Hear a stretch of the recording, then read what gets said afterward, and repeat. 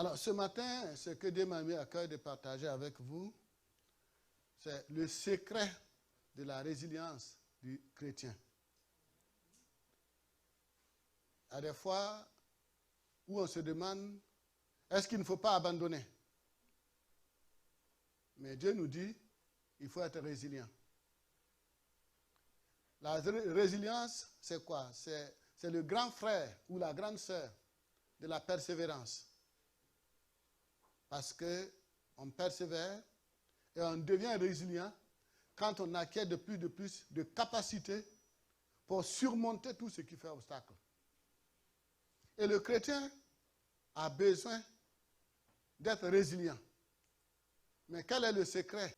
Si nous prenons d'abord un exemple, et les promoteurs d'entreprises comprennent vite cela.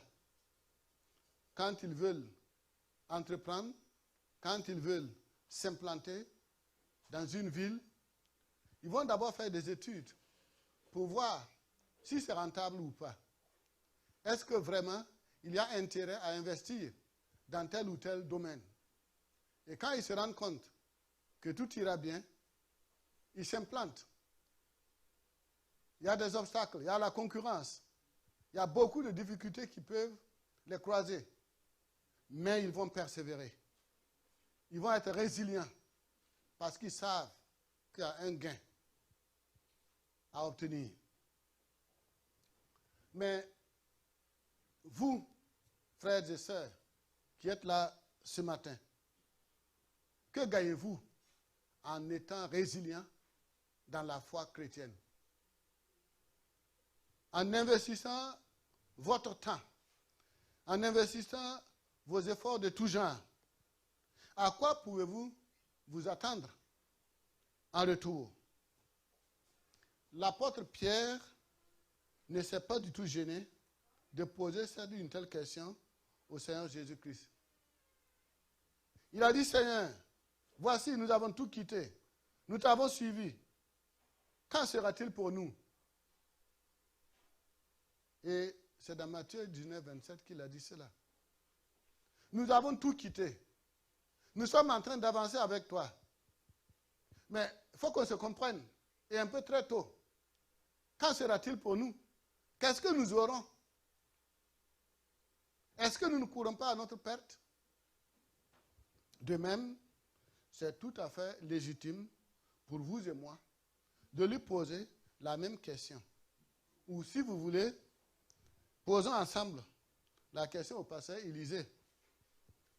Vous êtes ici chaque jour, sinon au moins tous les dimanches à l'église. Qu'en sera-t-il de vous? Est-il certain que nous pouvons nous attendre à un retour à l'investissement? Est-ce que tout ce que nous fournissons sera récompensé ou pas?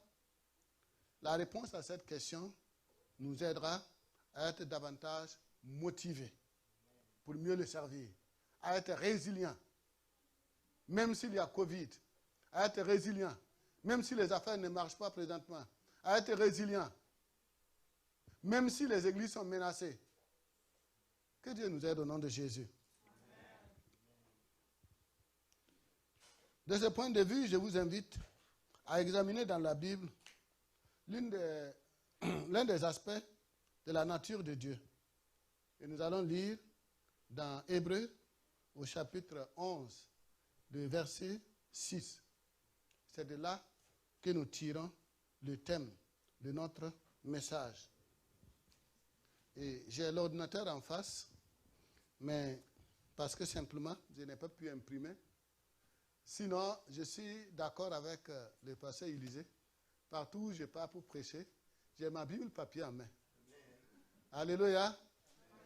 C'est vrai que la technologie nous aide à certains points, mais je fais beaucoup plus confiance au papier, parce que là, il n'y aura pas de notifications qui vont perturber ma lecture.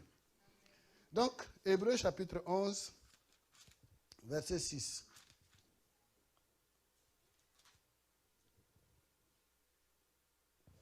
Or, sans la foi, il est impossible d'être agréable à Dieu. Car il faut que celui qui s'approche de lui croit que Dieu existe et qu'il récompense ceux qui le cherchent. Alléluia. Alors, c'est cette proposition que nous retenons comme thème pour partager avec vous ce matin. Et je le répète, le secret de la résilience du chrétien. Je propose de le développer en considérant que notre présence ici est constituée de deux entités. D'un côté, nous parlerons de Dieu. Cette entité, c'est Dieu le Père, Dieu le Fils et Dieu le Saint-Esprit. Nous allons essayer de l'identifier. D'un autre côté, nous avons ceux-là qui sont là, à la recherche de Dieu, à la recherche du moyen d'avancer avec lui. Pour comprendre, si c'est vraiment clair, on avance. Si ce n'est pas clair, on recule. Je parle donc de ceux qui sont là, à la recherche de Dieu, parce qu'il y en a, il y a des hommes, il y a des femmes qui ne le cherchent pas quand tout va bien. Mais ici, nous allons parler de ceux qui cherchent Dieu. Enfin, nous allons aborder la résultante de la relation entre les deux. La résultante de la relation entre ceux qui cherchent Dieu et Dieu. Qu'est-ce que nous allons gagner? Qu'est-ce qui va nous maintenir dans la ferveur de la foi chrétienne? Qu'est-ce qui va nous motiver et encore plus le servir? Voyons d'abord Dieu. Aujourd'hui, nous disons tous Dieu, Dieu, Dieu. Mais si on vérifie, le concept de Dieu est encore à voir. Lorsque nous parlons de Dieu, dans le verset que nous avons lu, de Dieu qui est rémunérateur de ceux qui le cherchent. De quel Dieu parlons-nous? Car de Dieu, il en existe plusieurs. Voilà pourquoi certains sont syncrétistes. On vient à l'église, on prend la Sainte Seine, mais après, on part aussi consulter ailleurs d'autres divinités, voire communiquer avec ces divinités. Et en la matière, chacun se donne 1001 raisons, d'une manière ou d'une autre. En d'autres termes, chacun se fait sa propre conception du monde et de Dieu. Ah non, non, tel que tu crois là, chez moi, ce n'est pas comme ça. En fait, c'est chacun qui se fait sa propre conception. La Bible nous apprend qu'il y a diversité de Dieu. Ça paraît surprenant, mais la Bible l'avoue. Et dans un tel contexte, force est de reconnaître qu'il existe réellement plusieurs dieux et plusieurs seigneurs. C'est ce que l'apôtre Paul nous dit dans 1 Corinthiens, au chapitre 8, versets 5 et 6. Nous pouvons lire 1 Corinthiens 8, versets 5 à 6. Et si quelqu'un a vu et est heureux de lire, nous pouvons lui donner le micro. Ok. 1 Corinthiens 8, 5 à 6 nous dit ceci. Ce que je lis, c'est la Bible, Louis II, 21. Voilà, donc merci. C'est la même version que vous avez. D'accord. C'est ce qui est affiché aussi. Gloire à Dieu. Ok. Alors, en effet, il est vrai qu'il y a des êtres appelés Dieu, soit dans le ciel, soit sur la terre. Et de fait, il y a beaucoup de dieux et de seigneurs.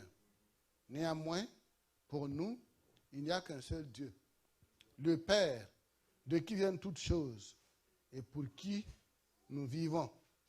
Et un seul Seigneur, Jésus-Christ, par qui tout existe et par qui nous vivons. Alléluia. Alors, il va sans dire donc qu'il y a de faux dieux et il y a le Dieu vrai et vivant. À présent, il n'est pas question de parler des faux dieux. Et je puis même dire qu'il ne faut surtout pas les déranger. Ce n'est pas le moment de les déranger.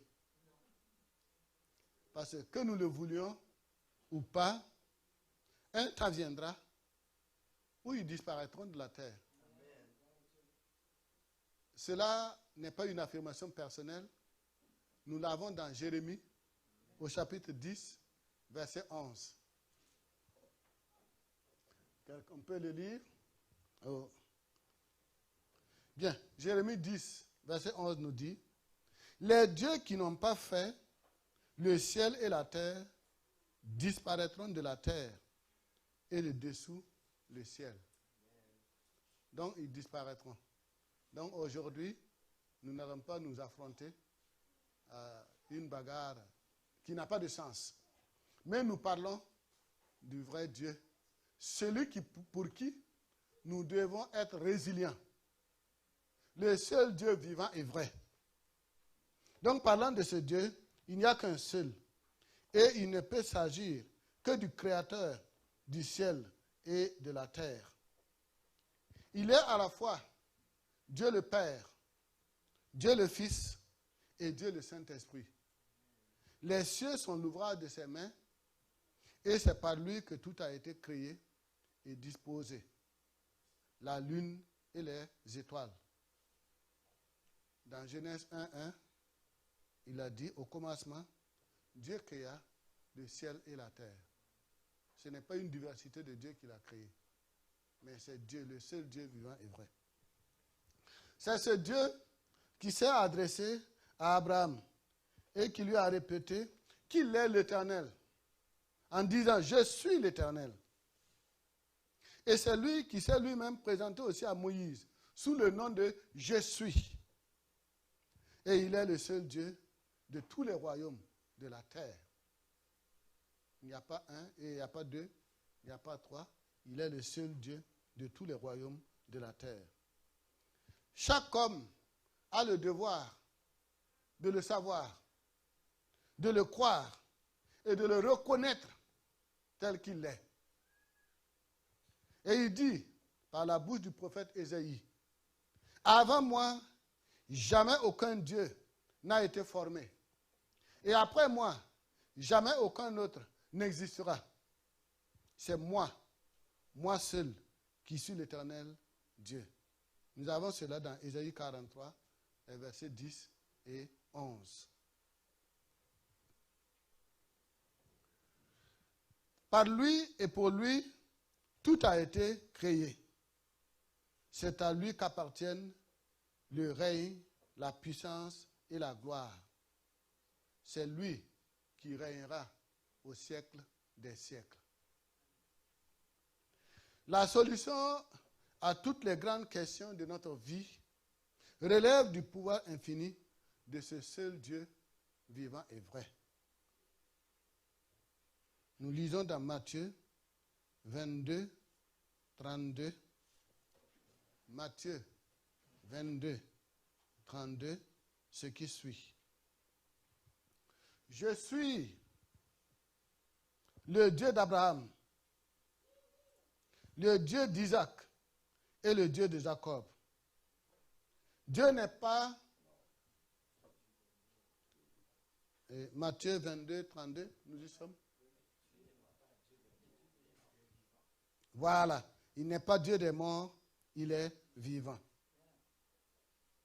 C'est ce Dieu, l'unique Dieu vivant et vrai, que nous devons croire et pour lequel nous devons être résilients.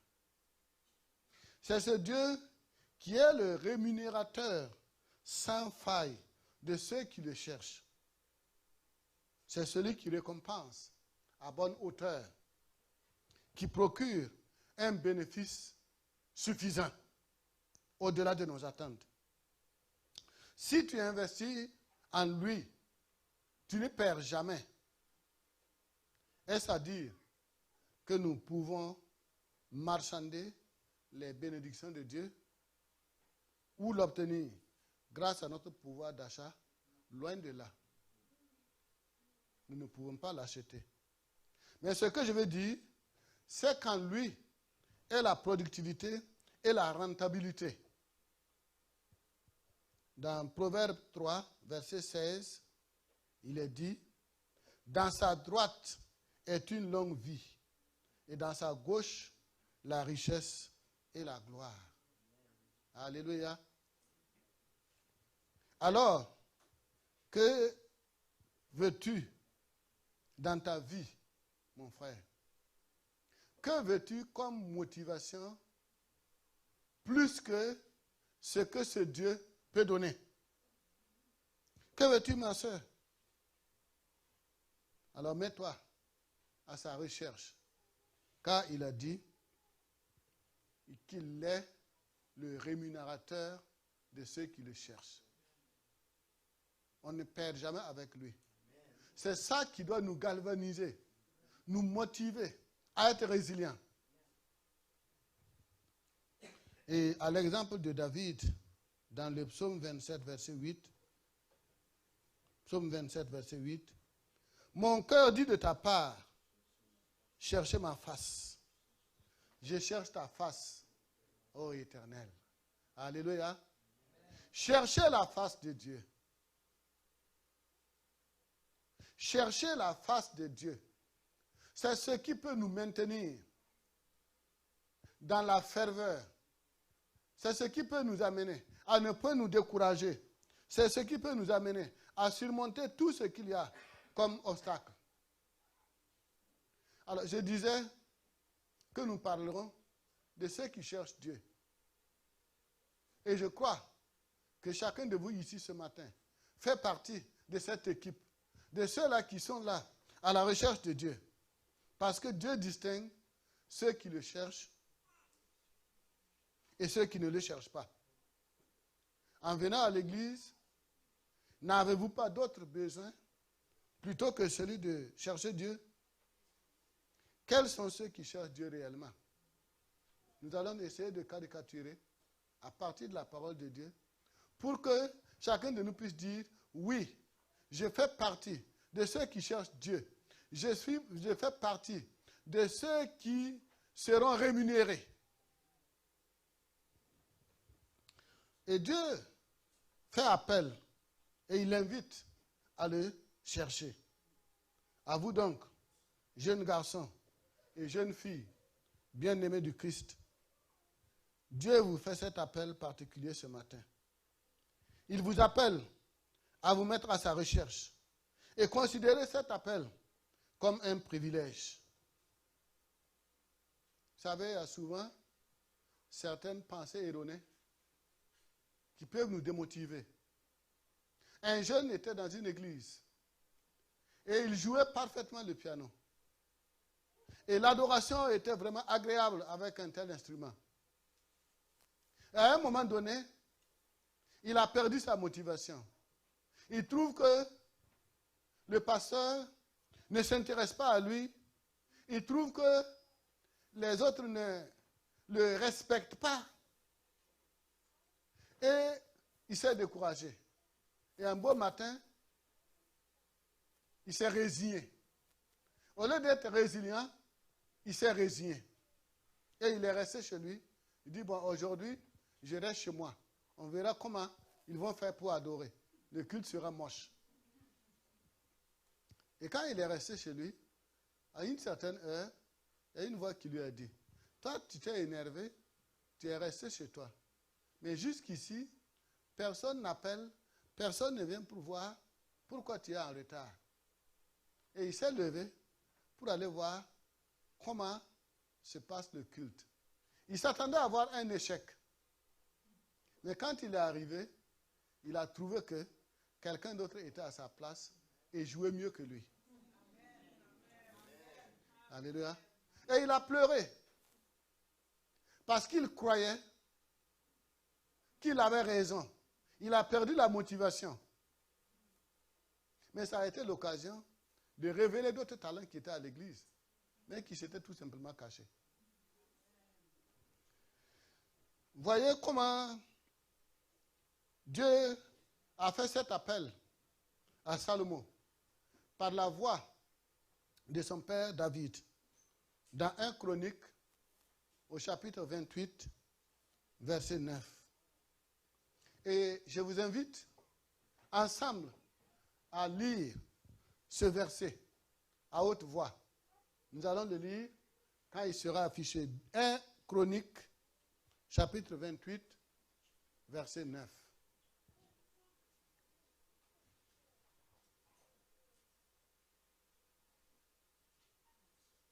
Voilà. Et 1, 2. Et toi, mon fils,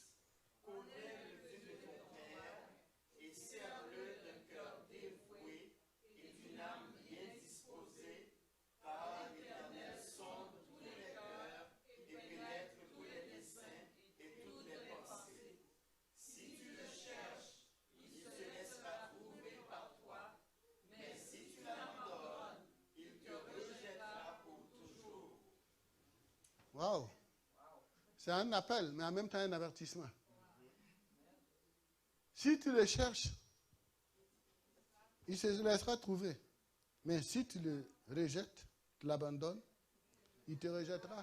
Et pour toujours, c'est ça la complication. Alors que Dieu nous aide à le chercher. Aussi dit-il à chacun de vous ce matin, souviens-toi, et ça c'est dans Ecclésiaste, chapitre 12, verset 1. Souviens-toi de ton Créateur pendant les jours de ta jeunesse, avant que les jours mauvais arrivent et que les années s'approchent où tu diras, je n'y prends point plaisir. C'est un appel adressé à la jeunesse, mais en même temps adressé à tout âge. Si Dieu t'a fait grâce et tu es là ce matin, c'est parce que Dieu te donne encore ce temps de le chercher. Parce que plus tard, ça risque d'être trop tard. C'est maintenant qu'il faut le chercher. Et à toutes les nations, comme mon pays, le Burkina Faso par exemple, pour lequel je vous demande de prier. Et comme pour ce beau pays, le Canada, que je visite avec admiration, Dieu déclare dans 2 Chroniques chapitre 7 verset 14, si mon peuple, sur qui est invoqué mon nom s'humilie, prie et cherche ma face, et s'il se détourne de ses mauvaises voies, je l'exaucerai des cieux, je lui pardonnerai son péché et je guérirai son pays. Que Dieu nous aide à prier pour nos nations. Mais que aussi Dieu touche les cœurs de nos dirigeants afin qu'ils acceptent de chercher Dieu. Aujourd'hui, il n'y a pas un seul, ou peut-être que c'est un peu rare, il n'y a pas un seul qui n'est pas dérangé par la pandémie à Covid-19. Mais en réalité, est-ce que c'est surprenant? Dans Deutéronome au chapitre 28, il est dit qu'il y aura un temps où viendront des maladies que nous ne connaissons pas. Et ces maladies sont là, nous ne les connaissons pas. Ce qui est essentiel, persévérons avec Dieu. Avançons avec Dieu. Demeurons résilients dans notre foi. Parce que, avant Covid-19, il y avait la mort. Pendant Covid-19, il y a la mort. Mais après Covid-19, il y aura toujours la mort. Les seuls gagnants, c'est ceux qui se seront préparés pour le ciel. Alléluia. Après un tel appel, Dieu a des attentes. Ce sont ceux qui répondent à ces attentes, qui sont ceux qui sont à sa recherche. Et qui sont-ils? Ou qui sont-elles? Et comment ils le recherchent? Premièrement, Jésus dit, cherchez premièrement le royaume et la justice de Dieu. Voici l'indicateur principal dans Matthieu 6, 33. Ceux qui mettent en priorité, ou du moins pour lesquels Dieu est la priorité dans leur vie. Du reste, pour toutes les autres choses, Jésus dit qu'elles leur seront données par-dessus. Mettre Dieu à la première place ne veut pas dire qu'on ignore tout le reste de la vie. Parce que nous sommes faits à l'image de Dieu. Nous sommes faits corps, âme et esprit. Et c'est toute cette composante-là qui fait la vie. Donc on n'ignore pas de reste. Mais ce que Dieu veut, que nous cherchions, premièrement, son royaume et sa justice. Ce sont ceux-là aussi qui posent des actes d'amour pour Dieu. Ils servent Dieu avec amour et d'une manière désintéressée. Ils expriment à Dieu leur amour. Et en retour, Dieu les aime. Alléluia. Ils gardent les commandements de Dieu. Ils aiment Jésus-Christ. Et il se fera aussi connaître par lui. Il se révélera à lui. Ils cherchent Dieu de tout leur cœur, avec supplication. Comme David l'a dit dans le psaume 119, verset 10. Je te cherche de tout mon cœur. Ne me laisse pas égarer loin de tes commandements. Envers toutes ces femmes et hommes qui cherchent Dieu, jour et nuit, sachez que Dieu est prédisposé à vous répondre. La prédisposition de Dieu est certaine. Il est prédisposé à se laisser trouver. Et nul ne peut chercher Dieu sans le trouver. Et si nous ne le trouvons pas, c'est que nous ne le cherchons pas. Pour trouver Dieu, nous n'avons pas besoin de passer par un long protocole. Dieu offre des mesures d'accompagnement pour mettre à l'aise quiconque vient à sa recherche. D'entrée de jeu, Dieu rassure avec sa parole et par la voix de son Esprit Saint. À toi donc qui le cherches depuis longtemps et qui te demande ce qui se passe, il dit de te dire ce matin, lisons cela et que chacun prenne cette prophétie pour soi-même. Proverbe 8, 17. Proverbe 8, 17. J'aime ceux qui m'aiment et ceux qui me cherchent me trouvent. Alléluia. J'aime ceux qui m'aiment et ceux qui me cherchent me trouvent. Aimez-vous Dieu ou aimez-vous seulement ses œuvres? Parce que si nous ne faisons pas attention, nous risquons de tomber dans un certain piège. Dieu m'a guéri, c'est une bonne chose, nous aimons ça. Dieu m'a donné l'argent, c'est bien, on rend gloire à Dieu. Dieu m'a fait ceci, Dieu m'a fait cela. Mais est-ce que nous aimons Dieu lui-même? Dieu s'attend à ce que nous l'aimions. Et il dit, j'aime ceux qui m'aiment. Alléluia. Et ensuite il dit, dans Jérémie 29, verset 13 à 14, vous me chercherez et vous me trouverez, si vous me cherchez de tout votre cœur. Je me laisserai trouver par vous, dit l'Éternel. Enfin, il nous gratifie de cette belle promesse dans Hébreux 11, 6 que nous avons lu. Or, sans la foi, il est impossible de lui être agréable.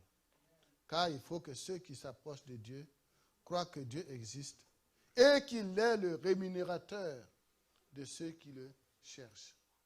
Il faut croire C'est une épreuve de foi. Croire qu'il est le rémunérateur de ceux qui le cherchent. Et en tant que rémunérateur de ceux qui le cherchent, la rémunération même, c'est quoi? Je signale d'abord que Dieu avertit. Il y a un avertissement. Dieu ne rémunère pas aveuglement. Sa rémunération revient à ceux qui le cherchent.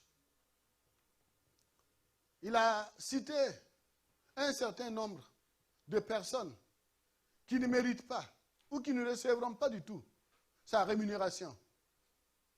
Lisons dans Apocalypse 22, verset 15. Pour voir ceux qui ne mériteront pas, ceux qui n'ont pas droit à sa rémunération. Et si nous l'avons, nous allons lire ensemble. Apocalypse 22, verset 15.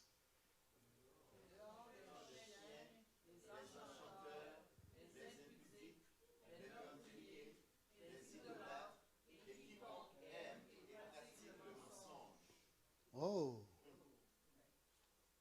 Si tu es sur cette liste-là, tu fais partie de ceux-là qui n'auront pas la rémunération. Ceux qui commettent ces choses n'ont pas leur nom sur la liste des bénéficiaires. Mais la bonne nouvelle, c'est que si nous sommes sur cette liste, c'est le moment aujourd'hui de nous faire effacer de cette liste en nous repentant devant Dieu, en lui demandant pardon et en lui demandant de nous effacer de cette liste pour nous inscrire parmi ceux qui vont bénéficier de sa rémunération. Alléluia. Amen. Il n'est pas encore tard, tant que c'est fait aujourd'hui, mais il risque d'être tard si nous attendons demain. Dans Matthieu 6, 1, il est dit, « Gardez-vous de pratiquer votre justice devant les hommes pour être vus. Autrement, vous n'aurez point de récompense auprès de votre Père qui est dans les cieux. » Ce que nous faisons à l'Église, le travail que nous faisons, les dons que nous donnons, gardons-nous de l'exhiber, de faire voir. Il a dit qu'autrement, vous n'aurez point de récompense auprès de votre Père si nous faisons ça. Oh, que Dieu nous aide à travailler fidèlement et avec humilité. Parce que la rémunération viendra. Le pasteur peut t'encourager. Un autre membre de l'église peut t'encourager. Mais la rémunération réelle viendra du Père. Et à quelle date? C'est Dieu qui évalue. Pour notre part, persévérons et attendons. Et il a poursuivi au verset 2, Matthieu 6, 2, pour dire, « Lors donc que tu fais l'aumône, ne sonne pas de la trompette devant toi, comme font les hypocrites dans les synagogues et dans les rues, afin d'être glorifiés par les hommes. Je vous le dis en vérité, ils reçoivent leur récompense. » Ça, c'est l'avertissement. Mais la bonne nouvelle, par rapport à cet avertissement, c'est que Dieu nous montre comment il faut faire. 2 Corinthiens 9, 7, et nous allons encore lire ensemble. 2 Corinthiens, chapitre 9, verset 7.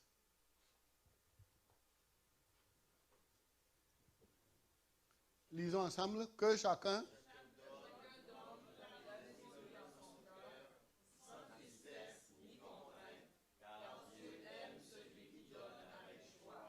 car Dieu aime celui qui donne avec joie.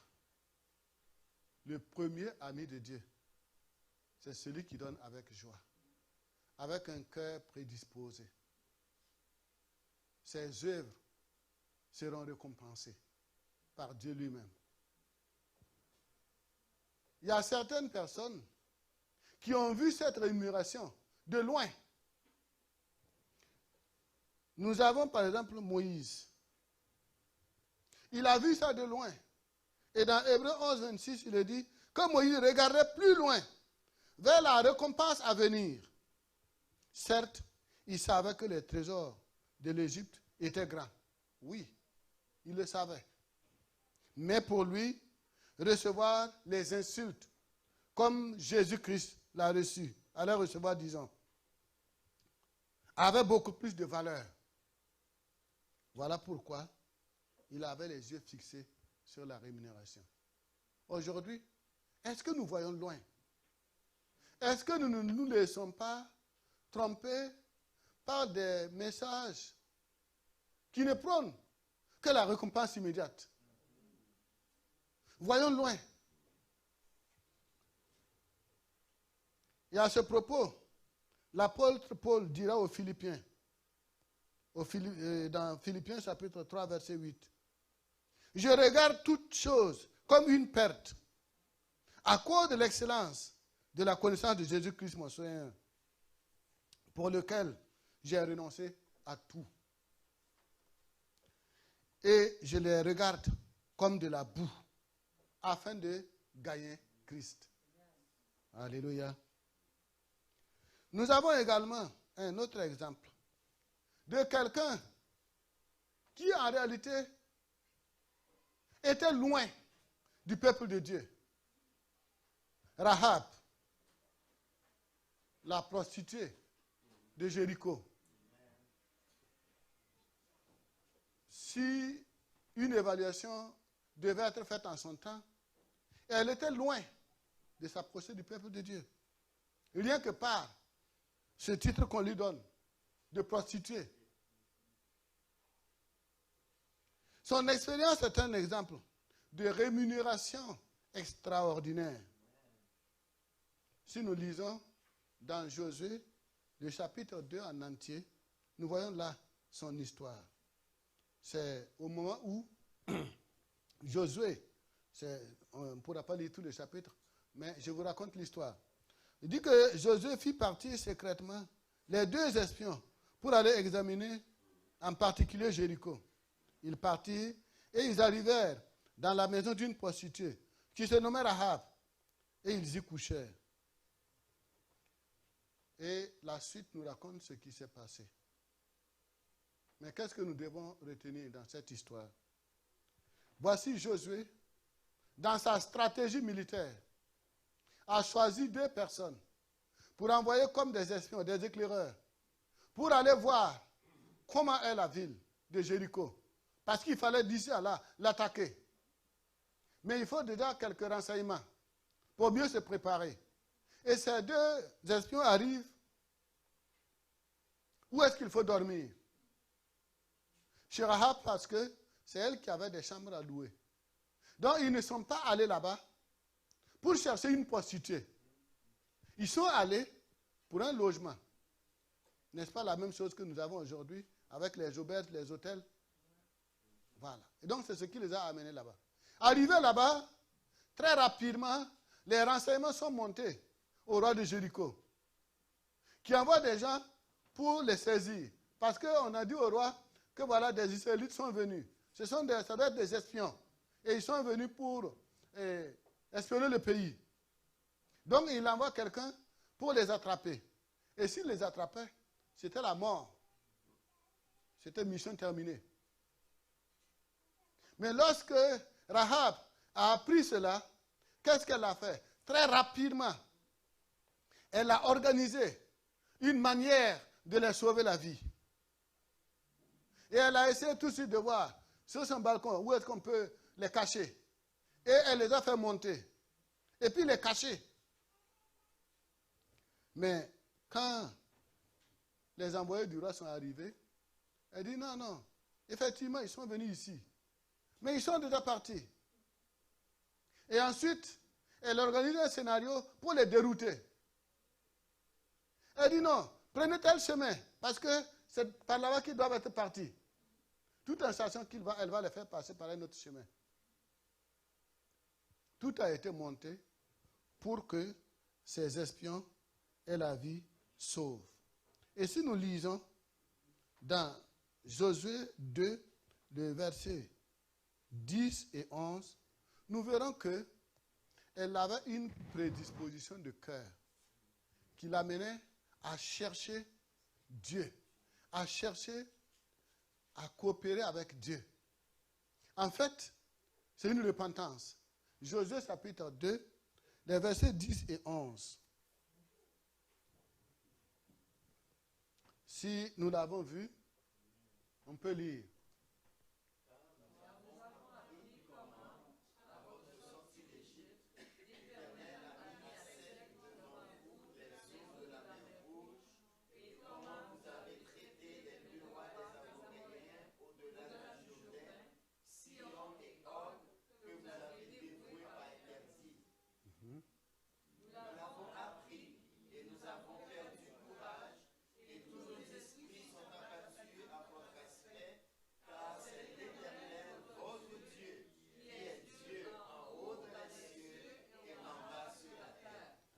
Quelle confession de foi!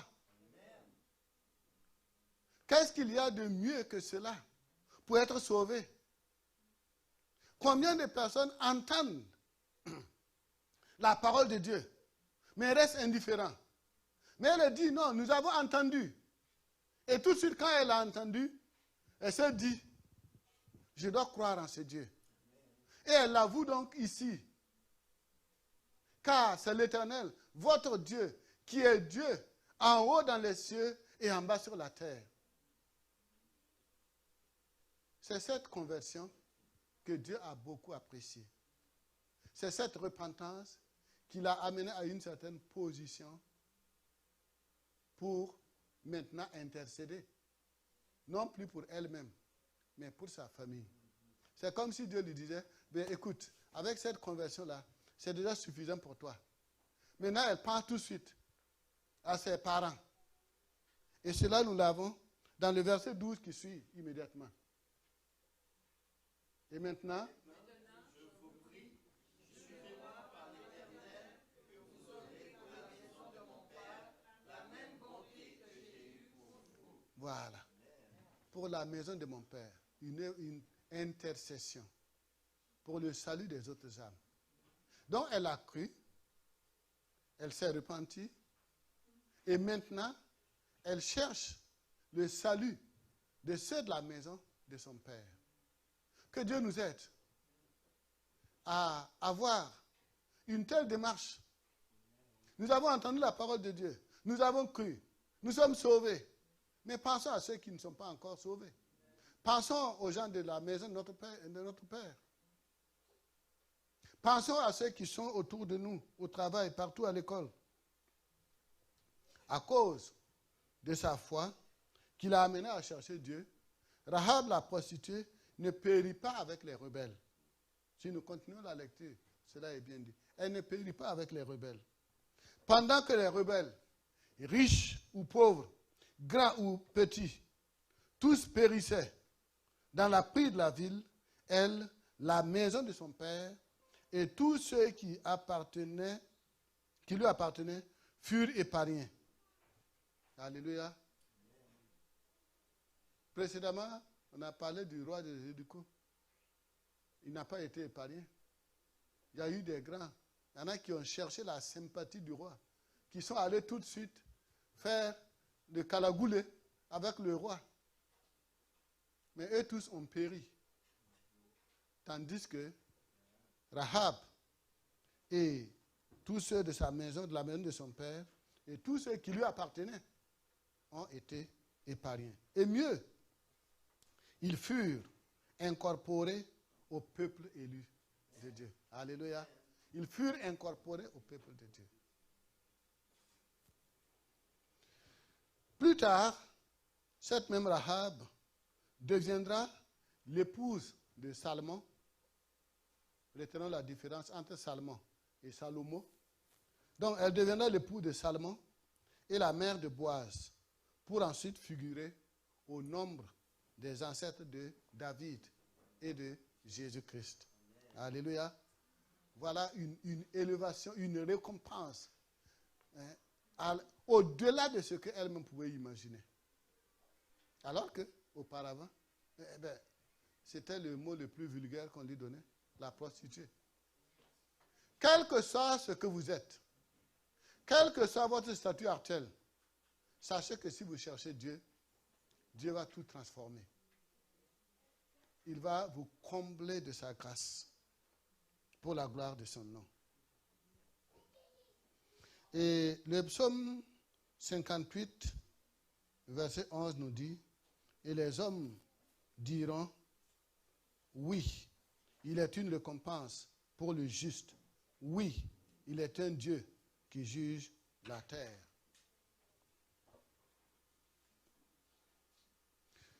Passons maintenant aux promesses de la rémunération. La résultante de la relation entre Dieu et ceux qui le cherchent.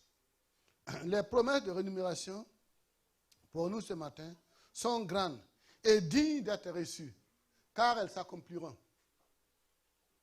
Et je vais citer quelques-unes de ces promesses. Premièrement, une grande récompense dans les cieux est réservée pour nous. Cela est dit dans Matthieu 5, verset 12. Réjouissez-vous et soyez dans l'allégresse, parce que votre récompense sera grande dans les cieux. Car c'est ainsi qu'on a persécuté les prophètes qui ont été avant vous. Aujourd'hui, quel que soit ce qui vous arrive, soyez-en rassurés. Si vous avez commis une faute, réparez la faute. Mais si c'est à cause du nom de Jésus, réjouissez-vous, parce que votre récompense sera grande dans les cieux. Il y aura également des trônes. Et c'est là où Jésus a répondu à Pierre, qui s'inquiétait, qui se demandait, quand sera-t-il pour nous? Et Jésus donne la réponse. Nous pouvons lire ça ensemble. Matthieu 19, 28. Matthieu 19, 28.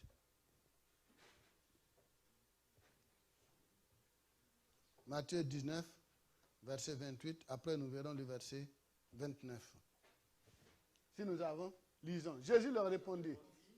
Je vous le dis en vérité, quand le Fils de l'homme, au renouvellement de toutes choses, sera assis sur le trône de sa gloire, vous l'avez suivi, vous serez de-même assis sur 12 trônes, et vous jugerez les 12 tribus d'Israël. Je vous disais que ces promesses sont dignes d'être reçues. Parce que c'est la parole de Dieu. Imaginez-vous, combien de grands y a-t-il dans ce monde? Combien de dirigeants y a-t-il dans ce monde? Et c'est vous et moi qui serons assis sur des trônes, 12 trônes, pour juger les 12 tribus d'Israël. C'est comme un rêve. Mais c'est une réalité, ce sera comme ça. Alléluia. Ça va s'accomplir comme ça. Et le verset 29 qui suit, qu'est-ce qu'il dit? Les féministes ne seront peut-être pas d'accord avec ce verset. Le verset 29, la suite, Matthieu 19, 29. Voilà. Et quiconque aura quitté à cause de mon nom, ses frères, ses sœurs, ou son père, ou sa mère, ou sa femme, ou ses enfants, ou ses terres, ou ses maisons, recevra le centuple et héritera la vie éternelle. Alléluia. Quiconque aura quitté toute cette liste-là, pour le nom de Jésus, il recevra le centuple et il aura la vie éternelle. Et je disais que les féministes ne seront peut-être pas d'accord avec ce verset, parce que quand tu lis, même ta femme. Oui, mais pour Jésus, tu peux quitter ta femme. Alléluia. Mais ça ne veut pas dire qu'il faut chasser sa femme parce qu'on veut se convertir. Alléluia. Il recevra au centuple, il héritera la vie éternelle. Et les mêmes messages, les mêmes propos qui ont été rapportés par Marc et Luc précisent que c'est dans ce siècle-ci et dans le siècle à venir. Alléluia. Donc ce n'est pas une dette. Ça va s'accomplir dans ce siècle-ci et dans le siècle à venir. Il y a aussi des promesses d'apaisement. 2 Pierre 3, 13 nous dit que mais nous attendons, selon sa promesse, de nouveaux cieux et une nouvelle terre où la justice habitera. Alléluia. Et Apocalypse 21, 4 nous dit,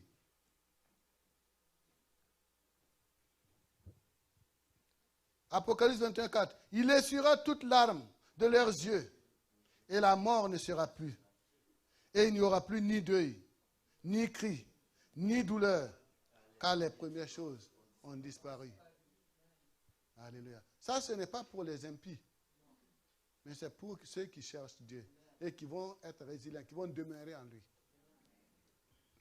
Et Apocalypse 22, 3, que nous allons encore lire ensemble. Apocalypse 22, 3.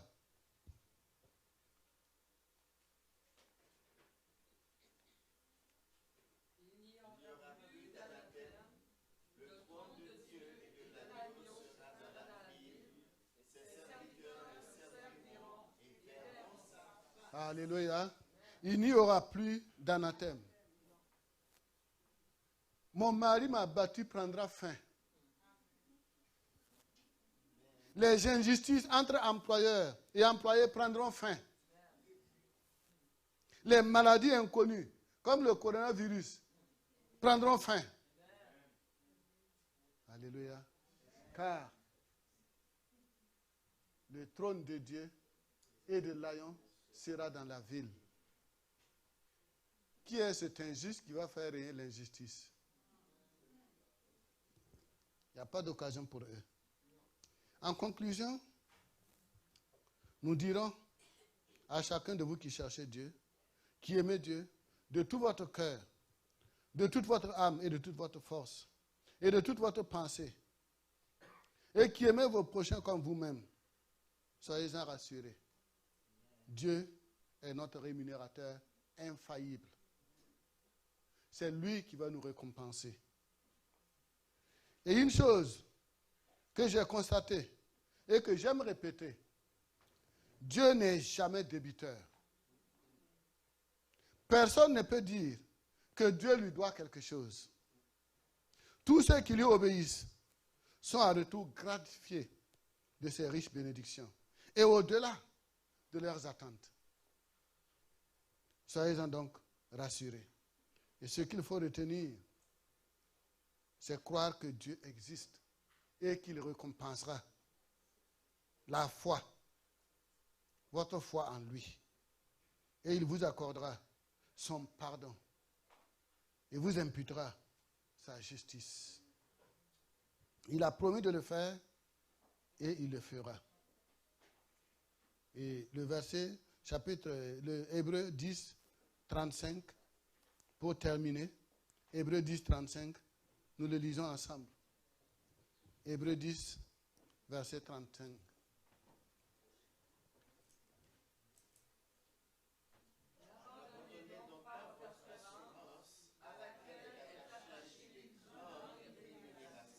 N'abandonnez donc pas votre assurance à laquelle est attachée une grande rémunération. Soyez davantage motivés, passionnés pour Jésus.